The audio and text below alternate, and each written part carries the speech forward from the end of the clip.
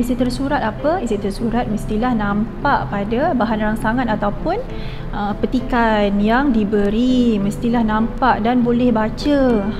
Kemudian tinggal nak tiru je, salin semula keluarkan isi tersurat tersebut. Isi tersurat ni ialah isi penting, penting dalam setiap perenggan ataupun dalam setiap bahan rangsangan yang diberilah. Okey, isi tersurat ni tiada contoh, tiada huraian, dia hanyalah isi penting yang satu ayat sahaja. Okey, isi tersirat pula ialah ayat yang kita tak nampak di bahan rangsangan ataupun petikan. Tak nampak.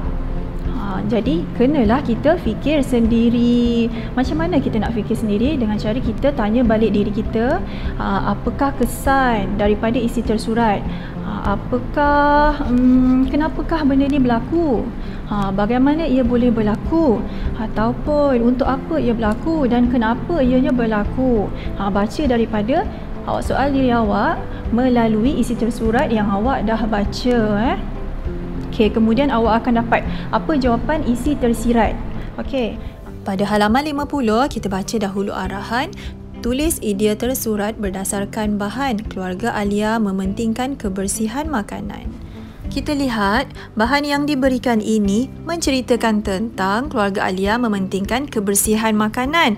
Ada 4 gambar dan frasa. Bagaimana keluarga Alia mementingkan kebersihan makanan ni? Kita baca gambar pertama, emak menutup makanan dengan tudung saji. Kenapa ya? Supaya tidak dihinggapi lalat.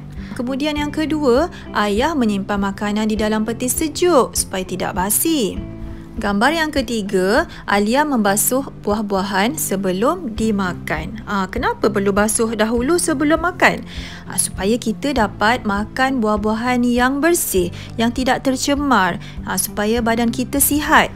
Gambar terakhir, kakak memastikan tin makanan tidak kemik. Mengapa? Kerana sekiranya tin sudah terjatuh atau kemik, fungsi kedap udara pada tin tersebut sudah tercecas.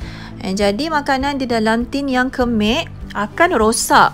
Baik, sekarang kita akan kenal pasti mana isi tersurat dan kita akan catat pada ruangan jawapan 1, 2, 3 di bawah. Berkenaan apa isi tersurat? Isi tersurat ini berkenaan cara-cara memastikan kebersihan makanan. Cara-caranya apa? Cara-cara yang pertama ialah menutup makanan dengan tudung saji. Emak tu perlu salin tak? Tak perlu sebab kita nak cara-cara dan kita nak isi penting sahaja. Jadi emak tak perlu salin, kamu salin tiru semula menutup makanan dengan tudung saji, M huruf besar sebab permulaan ayat. Cara-cara memastikan kebersihan makanan yang kedua ialah menyimpan makanan di dalam peti sejuk.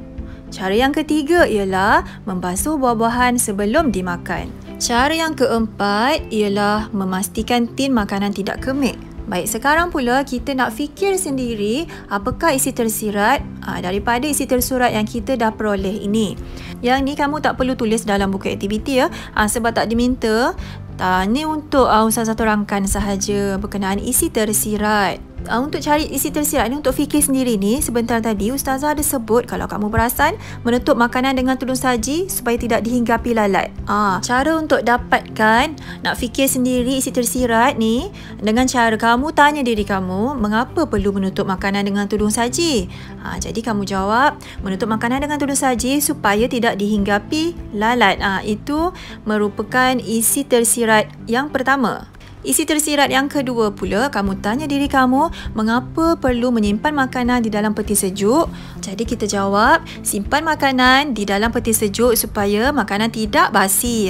Ini isi tersirat yang kedua. Seterusnya isi tersirat yang ketiga, kamu tanya diri kamu, mengapa perlu membasuh buah-buahan sebelum dimakan? Buah-buahan perlu dibasuh sebelum dimakan untuk menghilangkan kotoran atau supaya kita tidak sakit perut. Baik, isi tersirat yang keempat, kamu tanya diri kamu lagi, mengapa saya perlu pastikan tin tidak kemik? Pastikan tin makanan tidak kemik agar makanan di dalam tin tidak rosak.